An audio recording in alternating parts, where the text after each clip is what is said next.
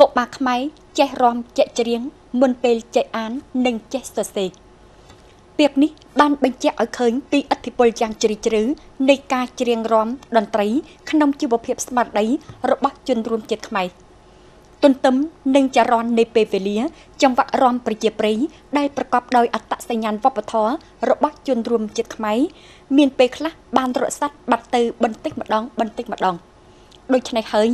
មាននារីម្នាក់ដែលតែងតែយកចិត្តទុកដាក់ថែរក្សានិងផ្សព្វផ្សាយទូលំទូលាយចង្វាក់រាំខ្មែរដើម្បីឲ្យក្មេងៗជំនាន់ក្រោយបានយល់ដឹងស្រឡាញ់និងស្នងបន្តនៅតម្លៃប្រពៃណីយើងនឹងទៅកាន់ថ្នាក់ពិសេសមួយដូចតទៅនេះថ្នាក់រៀនរាំមួយរៀងរាល់សប្តាហ៍អាស្រ័យលោកស្រីថៃថេគីវ៉ាន់បង្រៀនតាំងពីឆ្នាំ2022ពេលដែលលោកស្រីជាសមាជិកសមាគមសហព័ន្ធនារីឃុំញ៉ាបិតសិក្ខាកាមទាំងអស់បានរៀនរាំដោយសារការចលនានិងការចែករំលែកដ៏អស្ចារ្យរបស់លោកស្រីវ៉ាន់ដោយក្តីសង្ឃឹមចង្វាក់រាំប្រជាប្រិយរបស់ជនរួមជាតិខ្មែរនឹងបានយុវជនចំនួនក្រោយអភិរក្សនិងផ្សព្វផ្សាយបំណងប្រាថ្នារបស់ខ្ញុំគឺពេលណាក៏រួមជាមួយបងប្អូនហាត់រាំកុំឲ្យយើងភ្លេចនៅវប្បធម៌ជាតិយើងហើយផ្ទេរបន្តឲ្យទៅក្មេងៗដើម្បីយើងរួមគ្នា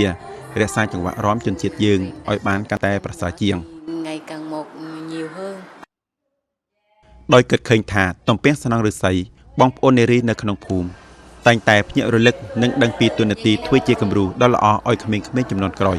ដូច្នេះហើយថ្នាក់រៀនក៏មិនមានកំណត់អាយុនោះទេខ្ញុំពិតជាចូលចិត្តរាំសប្តាហ៍ថ្ងៃនេះខ្ញុំបានហាត់រាំមានអារម្មណ៍ថាសប្បាយចិត្តខ្ញុំតែងហាត់រាំនៅអគារវប្បធម៌នាថ្ងៃសៅរ៍និងថ្ងៃអាទិត្យពេលមានបុណ្យចូលឆ្នាំថ្មីប្រពៃណីជាតិខ្មែរឬពិធីបុណ្យនានារបស់អង្គការមហាជនក្នុងភូមិក្រុមរាំនិងសម្ដែងបណ្ដាញចង្វាក់រាំប្រជាប្រិយខ្មែរជាមួយឈុតសម្ដែងដ៏រស់រវើកភូមិនេះក៏បង្កលក្ខណៈល្អបំផុតទាំងស្មារតីនិងសម្ភារៈសម្រាប់ឲ្យក្រុមរាំរីកចម្រើនមួយថ្ងៃកាន់តែមានអត្ថន័យនិងខ្លាំងក្លាឡើងការជំនួយរបស់ភូមិភាគនិងសក្ខាកម្មទាំងឡាយគឺជាការឆ្លើយតបទៅនឹងការប្រឹងប្រែងនិងចំណង់ចំណូលចិត្តរបស់លោកស្រីថៃថេគីវ៉ាន់ចំពោះចង្វាក់រាំប្រពៃណីថ្នាក់រៀននេះមិនត្រឹមតែធ្វើឲ្យសម្បូរបែបថែមជីវភាពស្មារតីរបស់សហគមន៍ប៉ុណ្ណោះទេនៅថែមទាំងជំរុញទឹកចិត្តដល់យុវជនជំនាន់ក្រោយដែលមានការស្នងបន្តផងទាំងអភិវឌ្ឍខ្លាំងក្លាជាងបណ្ដាតម្លៃប្រពៃណីប្រកបដោយអត្តសញ្ញាណជនជាតិទៀតផង